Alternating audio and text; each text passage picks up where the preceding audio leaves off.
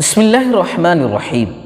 اب ہم آپ حضرات کے سامنے نوح علیہ السلام کا قصہ ذکر کر رہے ہیں۔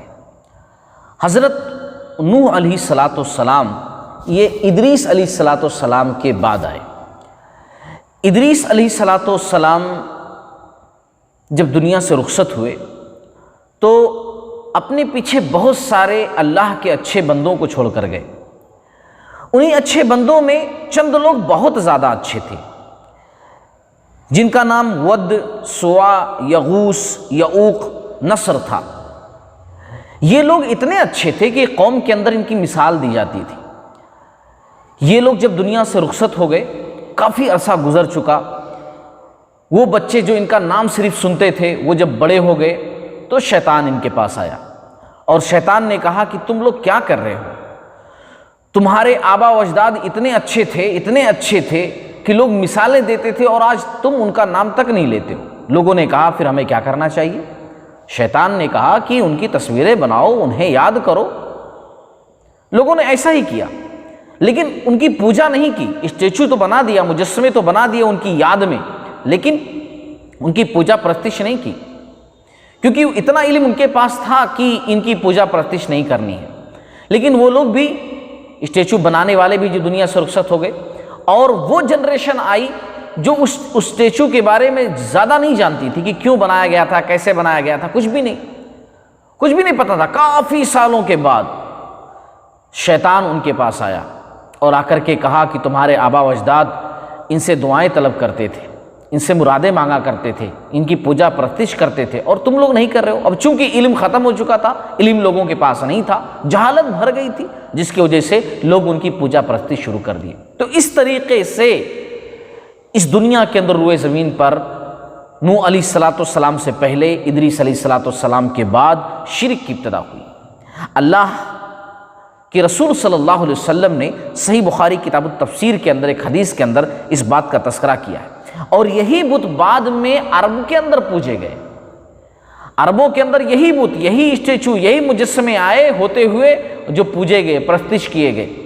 میں یہاں کہنا چاہوں گا آپ لوگوں سے کہ آج بھی لوگ اللہ تعالیٰ کو چھوڑ کر غیروں کی عبادت کر رہے ہیں۔ اگر ان کو سمجھانے جاؤ تو وہ کہتے ہیں کہ یہ کوئی نارمل لوگ نہیں ہیں، بلکہ یہ اللہ کے ولی ہیں، ہم ان کو سجدہ کر رہے ہیں، عزت دے رہے ہیں، ان سے مرادیں مانگ رہے ہیں کیونکہ یہ اللہ کے ولی ہیں۔ میرے بھائی، مکہ والے بھی جن سے مرادیں مانگتے تھے وہ بھی اکثر یہ ود، سوا، یغوث، یعوق، نصر، یہ جو اسٹیچو بنائے ہوئے تھے، یہ کوئی نارمل لوگ نہیں تھے، یہ اپنی قوم کے بزرگ لوگ تھے، یہ بھی اللہ کے ولی تھے۔ لیکن شریعت اسلامیہ کے اندر، شریعت محمدیہ کے اندر اللہ کے علاوہ کسی اور سے مرادیں مانگنا، اللہ کے علاوہ کسی اور کو سجدہ کرنا جائز اور درست نہیں ہے۔ اللہ کے نبی صلی اللہ علیہ وسلم نے فرمایا اگر اللہ کے علاوہ کسی اور کو سجدہ کرنا جائز ہوتا، ریسپیکٹ ہی سجدہ کیوں نہ ہو، عزت والا ہی سجدہ کیوں نہ ہو، تعظیم والا ہی سجدہ کیوں نہ ہو، تو پھر میں حکم دیتا کہ بیوی اپنے شوہر کو سجدہ کرے، لیکن یہ بھی جائز نہیں ہے۔ دوسری امتوں میں، شریعتوں کے اندر یہ بات جائز تھی کہ عزت کے طور پر سجدہ کر سکتے ہیں، عبادت کے طور پر نہیں۔ جیسے یوسف علیہ السلام کے قصے میں ملتا ہے، آدم علیہ السلام کے متعلق اللہ تعالیٰ نے فرشتوں کو حکم دیا کہ سجدہ کرو۔ شریعت محمدیہ کے اندر عزت کے طور پر بھی اللہ کے علاوہ کسی اور کو سجدہ نہیں کر سکتے۔ بہرحال میں تذکرہ یہ کر رہا تھا کہ اس طریقے سے شرک کی ابتدا ہوئی روئے زمین پر۔ اللہ تعالیٰ نے نوح علیہ السلام کو ذمہ داری دی۔ نوح علیہ السلام اپنی قوم کو سمجھانے لگے، ان کو بتانے لگے، اور جیسا کہ میں نے پہلے ذکر کیا، جہالت لوگوں کے اندر کوٹ کر بھر گئی تھی۔ جیسے آج اگر آپ سمجھانے کے لیے جاؤ کہ بھائی یہ مزار پر کیوں سجدے کر رہے ہو، یہ کوئی دینے والے نہیں ہے، دینے والا اللہ تعالیٰ ہے، بیٹا بیٹی انہوں نہیں دے سکتے، دینے والا اللہ تعالیٰ۔ تو لوگ بولتے ہیں کہ ہمارے ولی کی شان میں تم نے گستاخی کی ہے، تم کو تو ہم چھوڑیں گے نہیں، بہت غصے میں آ جاتے ہیں۔ سیم وہی کیفیت، وہی سچویشن نوح علیہ السلام کے ساتھ ہوئی۔ ان لوگوں نے کہا کچھ بھی ہو جائے ہم ان کو نہیں چھوڑ سکتے ہیں۔ ایک باپ جب مرنے لگتا، حالت تو یہ ہو گئی، بیٹے کو وصیت کر کے جاتا کہ بیٹا کچھ بھی ہو جائے مگر نوح علیہ السلام کی بات نہیں ماننا۔ نوح علیہ السلام برابر ان کو سمجھاتے رہے، 1 سال نہیں، 2 سال نہیں، 3 سال نہیں، بلکہ برابر 950 سال تک نوح علیہ السلام سمجھاتے رہے۔ 950 سال تک، 950 سال تک سمجھانے کے بعد بھی چند لوگ اسلام قبول کیے، کچھ 80 لوگوں کے قریب اسلام قبول کیے۔ سوچئے اللہ تعالیٰ نے نوح علیہ السلام کو کہہ بھی دیا سورہ العنکبوت کے اندر، کہا کہ نوح اب ان کے علاوہ کوئی اور ایمان لانے والے نہیں ہیں۔ بس نوح علیہ السلام جو برابر سمجھاتے رہے، 950 سال تک بھی سمجھاتے ہوئے تھکے نہیں، لیکن جب اللہ تعالیٰ کا فیصلہ آ گیا تو پھر ہمت جواب دے گئی کہ اب نہیں۔ نوح علیہ السلام نے اللہ سے بد دعا کی، ربی لا تذر علی الارض من الکافرین دیارا، کہ اللہ تعالیٰ روئے زمین پر کسی کافر کو تو زندہ مت چھوڑ، کیونکہ یہ لوگ خود نہیں سدھریں گے نہ دوسروں کو سدھرنے دیں گے، نہ ان کی آل اولاد آنے والی نسل سدھر سکتی ہے۔ کیوں؟ اس لیے کہ یہ برابر کہہ کر کے جا رہے ہیں کچھ بھی ہو جائے مگر نوح کی بات نہیں ماننا۔ اللہ رب العالمین نے کہہ دیا تو پھر ٹھیک ہے نوح، ہم بھی ان کے اوپر عذاب بھیجنے والے ہیں، اور اللہ رب العالمین نے کہہ دیا کہ ہم ان کو سیلاب کے ذریعے سے ختم کر دیں گے، نوح تم کشتی بناؤ۔ چند لوگوں کے علاوہ باقی لوگوں نے ان کی بات نہیں سنی، ایمان نہیں لائے، اور اللہ تعالیٰ نے بھی کہہ دیا، سورہ ہود کی آیت نمبر 36 ہے، کہہ دیا کہ نوح اب ان کے علاوہ کوئی اور ایمان لانے والا نہیں ہے، یہ لوگ اب ایمان نہیں لائیں گے۔ حضرت نوح علیہ السلام 950 سال تک سمجھاتے رہے مگر تھکے نہیں، لیکن جب اللہ تعالیٰ کی بات سن لیے، اللہ کا میسج جان لیے کہ اب ان کے علاوہ کوئی اور ایمان لانے والا نہیں، تو ہمت جواب دے گئی اور اللہ سے بد دعا کر دیے کہ رب لا تذر علی الارض من الکافرین دیارا، اس روئے زمین پر اللہ تعالیٰ کسی کافر کو تو زندہ مت چھوڑ، یہ لوگ رہیں گے تو خود نہیں سدھریں گے نہ دوسروں کو سدھرنے دیں گے، اسی لیے یہ ہونا ہی نہیں روئے زمین پر، تیری بنائی ہوئی دنیا میں یہ رہے ہی نہیں۔ اللہ رب العالمین نے کہہ دیا ٹھیک ہے نوح، اب جو ہے تم ایک کشتی تیار کرو، کیونکہ ہم طوفان بھیجنے والے ہیں، ان کو ختم کرنے والے ہیں، لیکن اس سے پہلے اپنے آپ کو بچانے کے لیے اور جو اہل ایمان ہیں ان کو بچانے کے لیے تمہیں ایک کشتی بنانی ہے۔ نوح علیہ السلام کشتی بنانے لگے۔ کشتی بنانے کے تعلق سے بہت ساری باتیں ہیں کہ نوح علیہ السلام جہاں رہتے تھے وہاں درخت نہیں اگتے تھے، دوسری جگہ گئے، پہلے درخت لگائے، پھر 100 سال لگ گیا درخت لگانے میں، اس کو تیار ہونے میں۔ ان باتوں کی دلیل تو نہیں ہے لیکن بیان کی جاتی ہیں، اور چونکہ ہمیں واقعہ مختصر ذکر کرنا ہے اس لیے ہم ہر بات نہیں ذکر کریں گے، جو جانکاری والی باتیں ہیں اتنی ہی ذکر کریں گے۔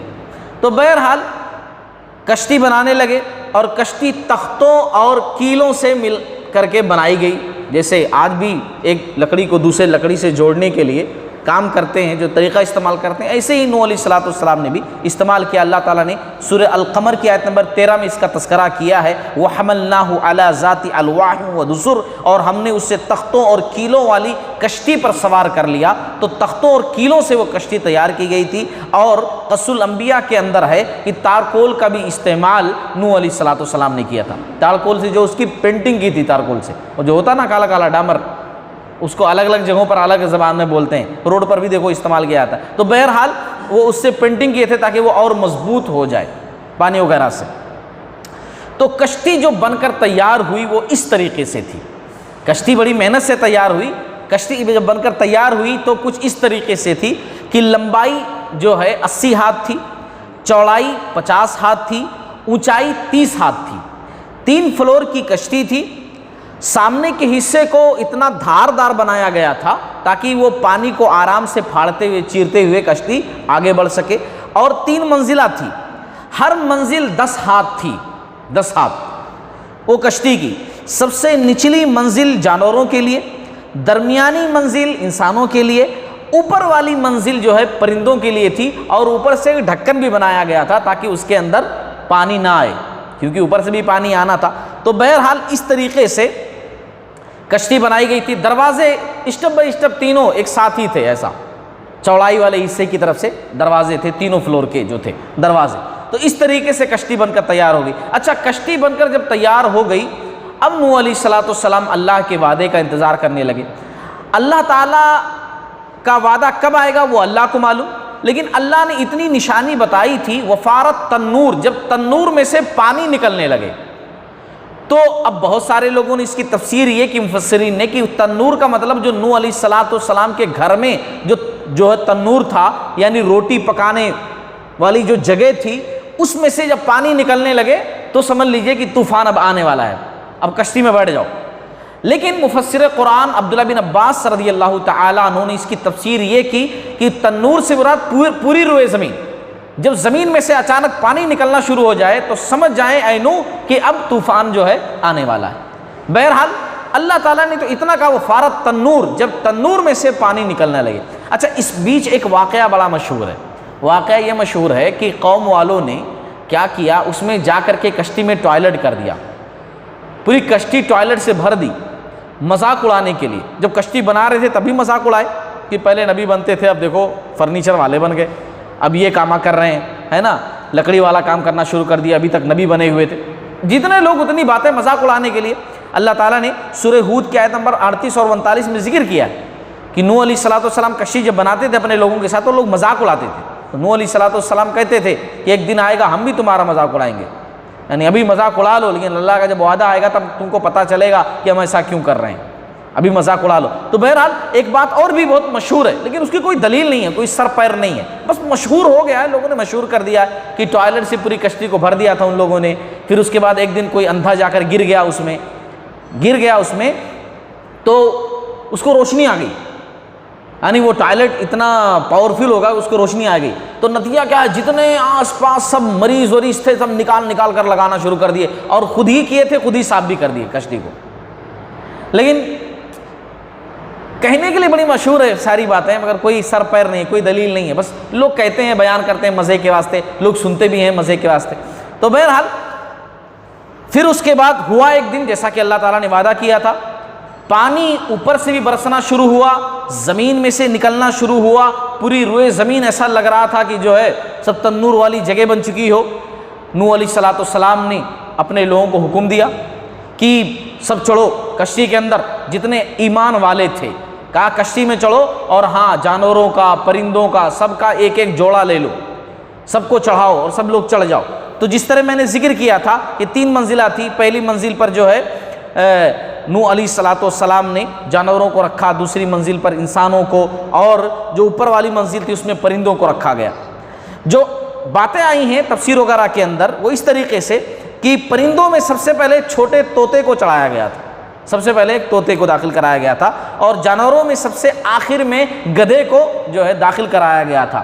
یہاں ایک سمجھنے والی بات ہے، المصباح المنیر کے اندر تفسیر کی کتاب میں، قرآن کی تفسیر ہے، اس میں لکھا ہوا ہے کہ جب گدھا چڑھنے لگا تو اس کی دم پکڑ کر کے ابلیس جو ہے لٹک گیا، اس کی دم پکڑ کر، اب انسانوں کو نہیں دکھائی دیتا نا ابلیس، جن کا مطلب ہے نہیں دکھانے والی چیز جو نہیں دکھتی ہے، اب وہ لٹک گیا، اس کو بھی اندر داخل ہونا ہے۔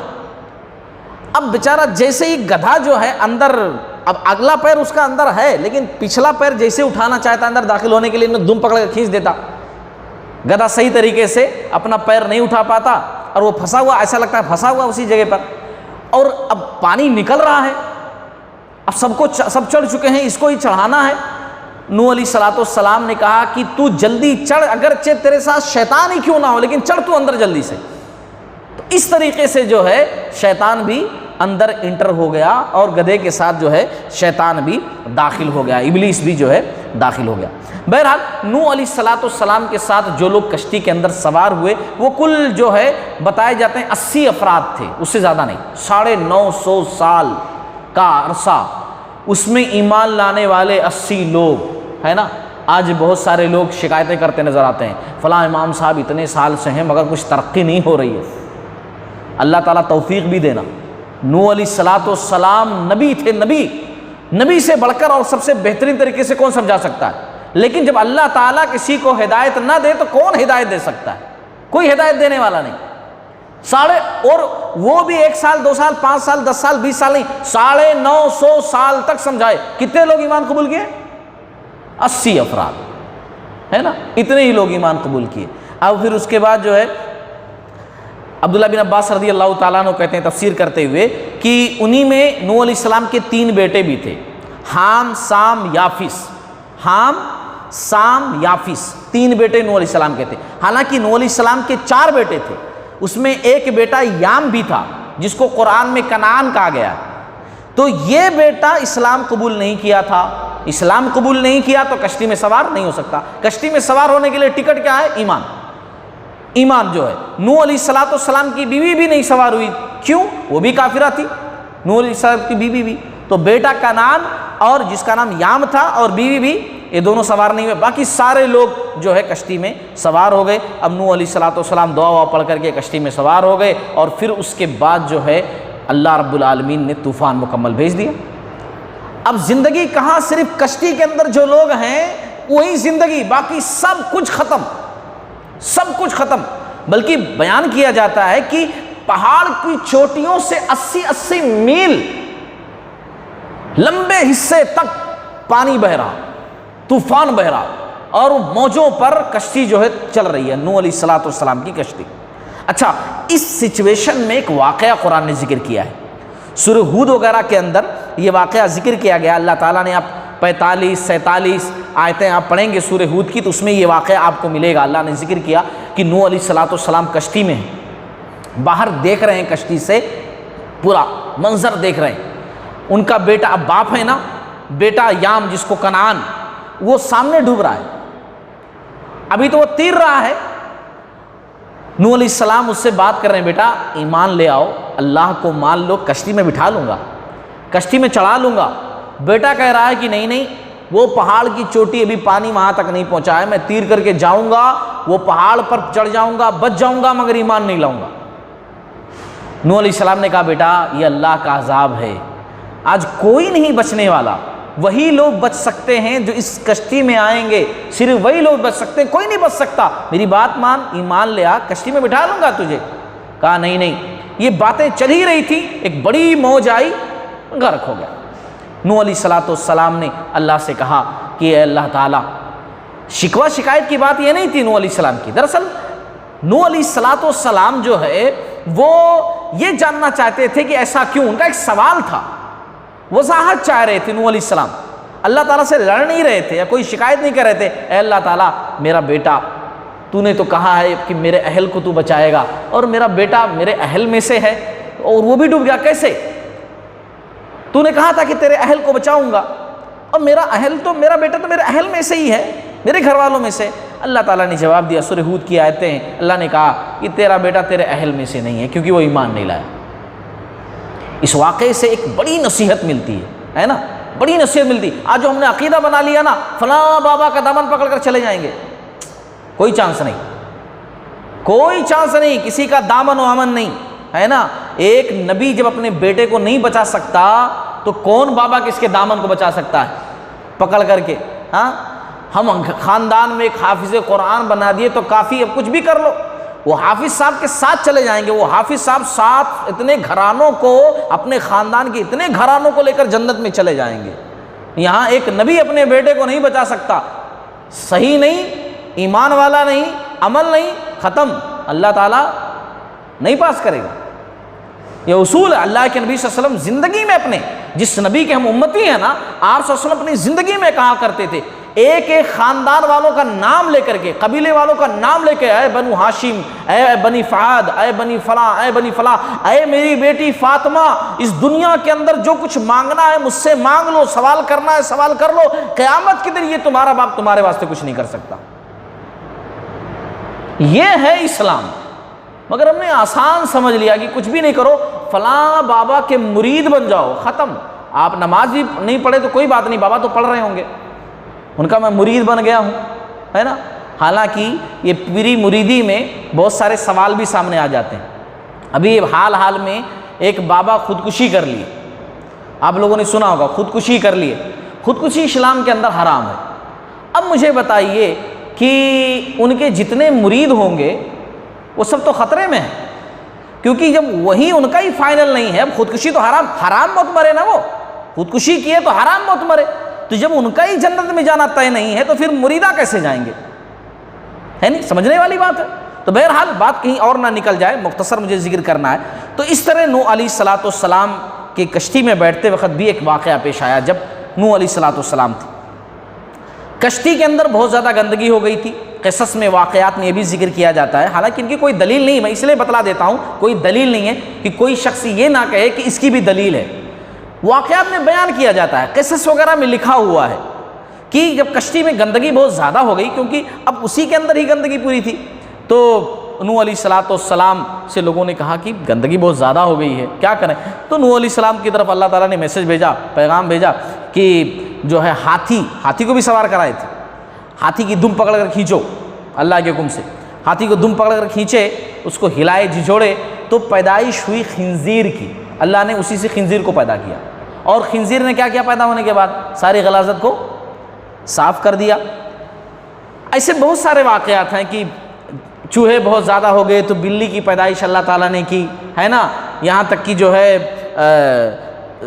شیر کی پیدائش اللہ رب العالمین نے اس طریقے سے کی۔ بہت ساری باتیں ہیں، ان سب باتوں میں نہیں الجھنا۔ اللہ رب العالمین نے طوفان کا جو اختتام کیا وہ اس طریقے سے، جیسا کہ سورہ ہود کی آیت نمبر 44 میں ہے، اللہ نے زمین کو حکم دیا کہ پانی کو تو جذب کر لے اپنے اندر، پانی کو اپنے اندر لے لے، کیونکہ اتنا سارا پانی اگر سورج کی روشنی سے سوکھے گا تو کتنے مہینے لگ جائیں گے، کتنے سال لگ جائیں گے، دھیرے دھیرے تو پانی جذب جب کیا تو جلدی جو ہے سوکھنے کی باری آ گئی۔ لیکن پھر بھی جو ہے بیان جو کیا جاتا ہے کہ نوح علیہ السلام کی کشتی مہینوں جو ہے چلتی رہی۔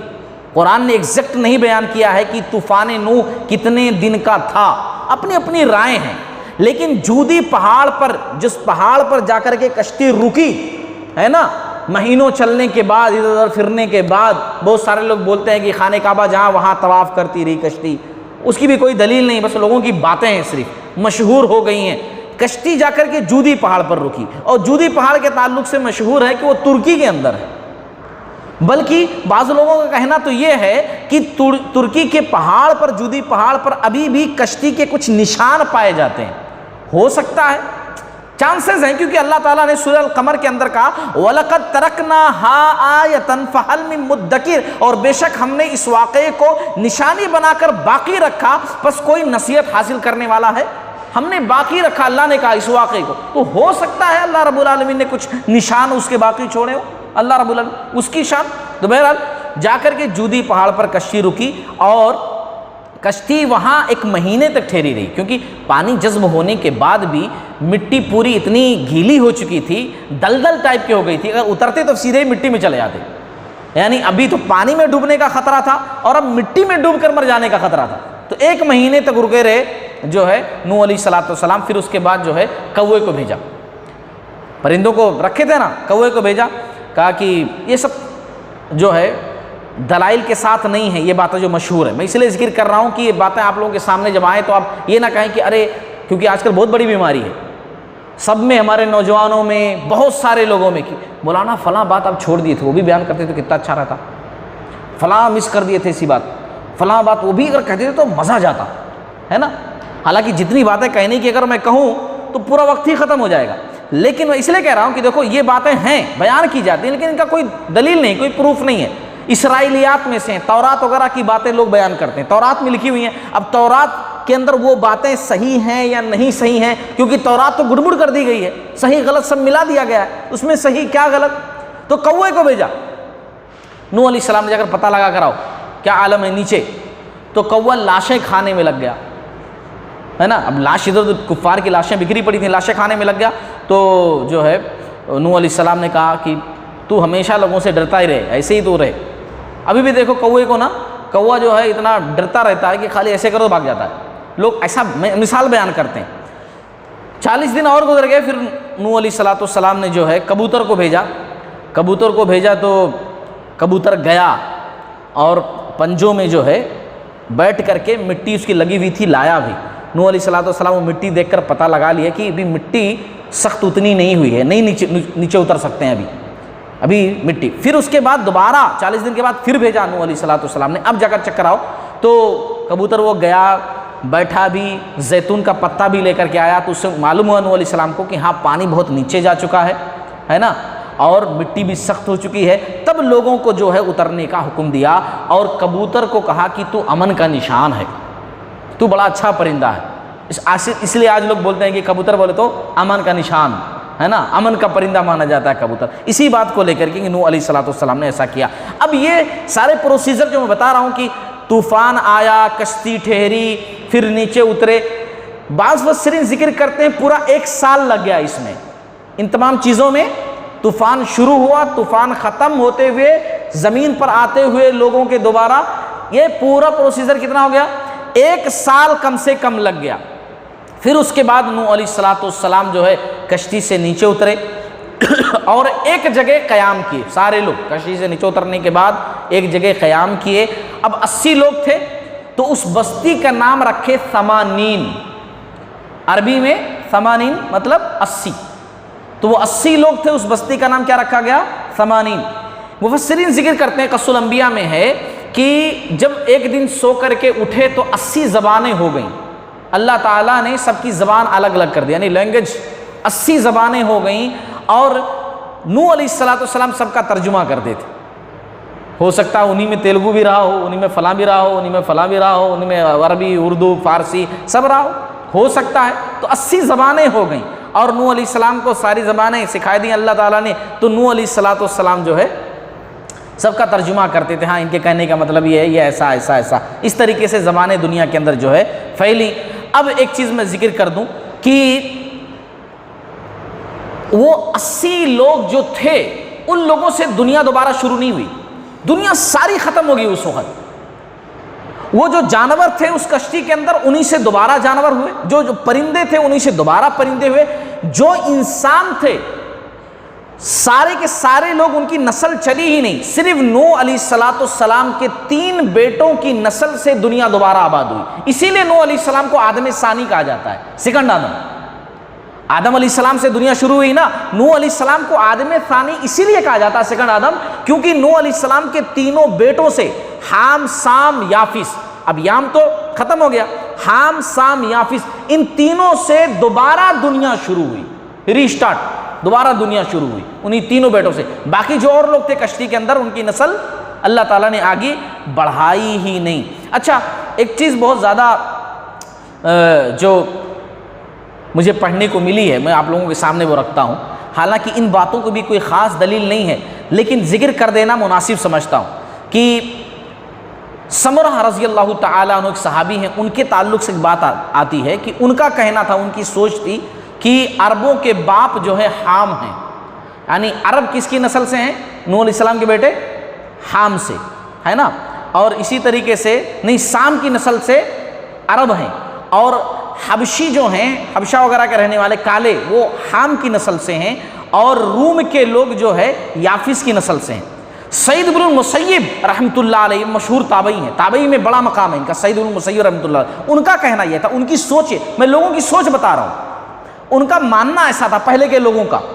تو سعید بن المسیب رحمۃ اللہ علیہ ان کی سوچ یہ تھی کہ سام عرب والوں کے, فارس والوں کے, ایران والوں کے, روم والوں کے باپ ہیں.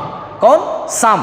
اور یافس جو ہے ترکی, ثقالبہ, یاجوج ماجوج کے باپ ہیں, اور حام قبطی, سوڈانی اور تاتاری وغیرہ کے باپ. اسی طریقے سے ایک قول اور ملتا ہے کہ سام سفید جو دنیا کے اندر لوگ پائے جا رہے ہیں سفید, وہ سام کی نسل سے ہیں. سیاہ جو پائے جا رہے ہیں وہ حام کی نسل سے ہیں. سرخی مائل جو لوگ پائے جا رہے ہیں وہ یافس کی نسل سے ہیں. تو اس طریقے سے لوگوں کی سوچ تھی جو میں نے مختصر آپ لوگوں کے سامنے جو ہے رکھ دی. باقی اللہ بہتر جاننے والا, اللہ رب العالمین. بھائی جو سانولے لوگ رہتے ہیں ان کے گھروں میں اللہ گورے لوگوں کو پیدا کرتا ہے, گورے لوگوں کے اس میں کالے بھی پیدا کر سکتے. اللہ رب العالمین کی شان ہے.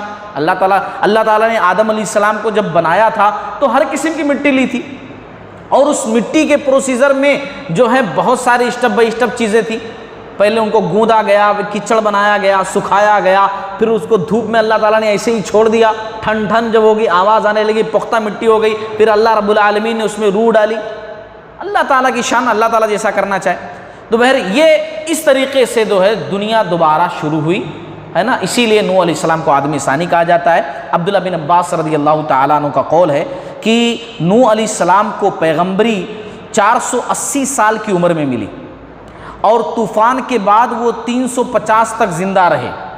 اگر یہ صحیح مان لیا جائے تو مکمل عمر 1780 سال بنتی ہے نوح علیہ السلام کی عمر. اب اللہ بہتر جاننے والا ہے. قرآن میں تو اتنا ہے 950 سال تک تبلیغ کا کام کیا. اس کے بعد کتنے سال تک رہے اس کا صحیح طور پر پتہ نہیں ہے. کب پیدائش ہوئی اس کا خاص طور سے پتہ نہیں ہے. البتہ ان کی دعوت و تبلیغ, ان کی محنت کا جو وقت ہے, جو مدت ہے, اس کا قرآن میں جو ہے ذکر کیا گیا ہے. نوح علیہ السلام کی قبر کہاں ہے یہ پرفیکٹ طریقے سے کسی کو نہیں پتا، اور نہ کسی نے صحیح طور پر ذکر کیا ہے۔ بقا ایک شہر ہے کہیں پر، اس کے تعلق سے آتا ہے کہ وہاں نوح علیہ السلام کی قبر ہے، واللہ اعلم، اللہ بہتر جاننے والا ہے۔ تو نوح علیہ السلام کا قصہ مکمل ہوا۔ انشاءاللہ اگلے اس میں ہم کسی اور نبی کا قصہ لے کر آپ حضرات کے سامنے حاضر ہوں گے۔ اللہ تعالیٰ سیدھی سچی بات پر عمل کرنے والا بنائے، اور ان واقعات سے عبرت نصیحت حاصل کرنے والا بنائے، اور دوسروں تک پہنچانے والا بنائے۔